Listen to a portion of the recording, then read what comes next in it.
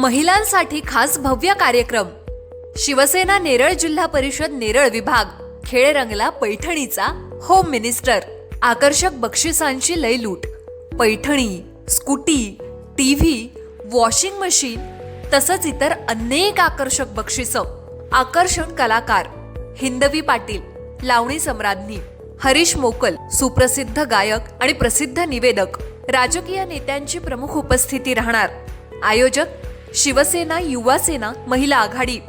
विशेष पुढाकार डॉक्टर शिल्पा ललित जैन, सुनीता सुरेश टोकरे, श्री सुरेशदादा हरिश्चंद्र टोकरे. कार्यक्रमाचं ठिकाण श्री छत्रपती शिवाजी महाराज मैदान नेरळ. दिनांक 20 डिसेंबर 2025 शनिवार. वेळ सायंकाळी 4 वाजता. सर्व महिलांनी मोठ्या संख्येनं उपस्थित राहावं. कोल्हारे ग्रामपंचायत हद्दीत कोकाळलेली अतिक्रमणे, अनधिकृत बांधकामे आणि कथित भ्रष्ट कारभाराविरोधात ग्रामपंचायत सदस्य विजय रामचंद्र हजारे यांनी पुकारलेले बेमुदत आमरण उपोषण अखेर तिसऱ्या दिवशी उशिरा प्रशासनाच्या प्रत्यक्ष कारवाईनंतर स्थगित करण्यात आले. उपोषण स्थगित झाले असले तरी या संघर्षात राजकीयदृष्ट्या मोठा धक्का सरपंच महेश विर्ले यांना बसलाय. तर जनतेच्या पाठबळावर हजारे यांनी आपली बाजी मारली अशी चर्चा परिसरात रंगू लागली आहे. कोल्हारे धामोते परिसरातील शासकीय जागांवरील अतिक्रमणाबाबत वारंवार निवेदने देऊनही प्रशासनाकडून केवळ आश्वासनाचीच पुनरावृत्ती होत असल्याने हजारे यांनी 12 ठोस मागण्यांसह 16 डिसेंबर रोजी साई मंदिर चौकात आमरण उपोषण सुरू केले होते. पहिल्या 2 दिवसात कोणतीही ठोस कारवाई न झाल्याने संतप्त प्रतिक्रिया उमटत होत्या. उपोषणाच्या तिसऱ्या दिवशी उशिरा अखेर प्रशासनाला जाग आली.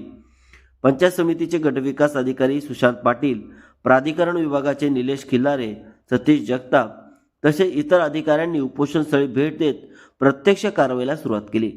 याच दिवशी साई मंदिर परिसरातील अनधिकृत गाळ्यांवर पोलीस बंदोबस्तात कारवाई करून गाळे तोडण्यात आले. विशेष म्हणजे ही कारवाई सरपंच महेश विर्ले यांच्या पाठिंब्याने उभ्या राहिलेल्या अतिक्रमणावर झाली आहे. त्यामुळे राजकीय वर्तुळात खळबळ उडाली आहे. प्रत्यक्ष अतिक्रमण तोड सुरू झाल्यानंतरच नेरळ पोलीस विभागाचे अधिकारी शिवाजी ढवळे आणि उपस्थित अधिकाऱ्यांच्या विनंतीला मान देत कारवाई सुरू झाली आहे. म्हणूनच उपोषण तात्पुरते स्थगित करीत आहे अशी भूमिका विजय हजारे यांनी घेतली. मात्र ही केवळ सुरुवात आहे. उर्वरित मागण्या मार्गी लागेपर्यंत माझा लढा सुरूच राहील असा इशाराही त्यांनी दिलाय. या आंदोलनातून सरपंच महेश विर्ले यांच्या नेतृत्वावर थेट प्रश्नचिन्ह उपस्थित झाले आहे. त्यामुळे आगामी काळात अनधिकृत इमारतीमध्ये सुरू असलेल्या शाळा, बेकायदेशीर न हरकत दाखले, इमारतींना देण्यात आलेली पूर्णत्वाचे प्रमाणपत्र या प्रकरणी चौकशी होण्याची दाट शक्यता असून हजारे यांनी विर्ले यांना राजकीय कात्रीत अडकवण्याची रणनीती आखल्याचे स्पष्ट संकेत मिळत आहेत. या आंदोलनाला स्थानिक ग्रामस्थ, सामाजिक कार्यकर्ते आणि विविध संघटनांनी जाहीर पाठिंबा दिला होता. उपोषणस्थळी सातत्याने नागरिकांची गर्दी होती, तर प्रशासनाच्या दिरंगाई विरोधात तीव्र नाराजी व्यक्त होत होती. 3 दिवस चाललेल्या या संघर्षात प्रशासनाला प्रत्यक्ष कारवाईस भाग पाडण्यात विजय हजारे यशस्वी ठरले, तर सरपंचांच्या भूमिकेला मोठा धक्का बसला आहे. उपोषण जरी स्थगित झाले असले तरी कोल्हारेतील अतिक्रमण आणि भ्रष्टाचाराविरोधातील लढा आता अधिक तीव्र होण्याची चिन्ह आहेत.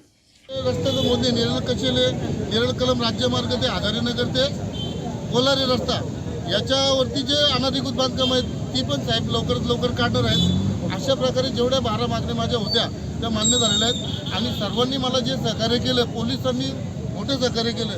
दिवस रात्र इथं पोलीस 24 तास असायचे. तर साहेब पोलिसांच्यासाठी खास राहिले त्यांचे आभारी आहे. आणि ज्यांनी मला पाठिंबा दिला, ज्या पक्षांनी पाठिंबा दिला त्यांचा सगळ्यांचा आभारी आहे. आणि मी आज उपोषण सोडलं. जय हिंद, जय महाराष्ट्र.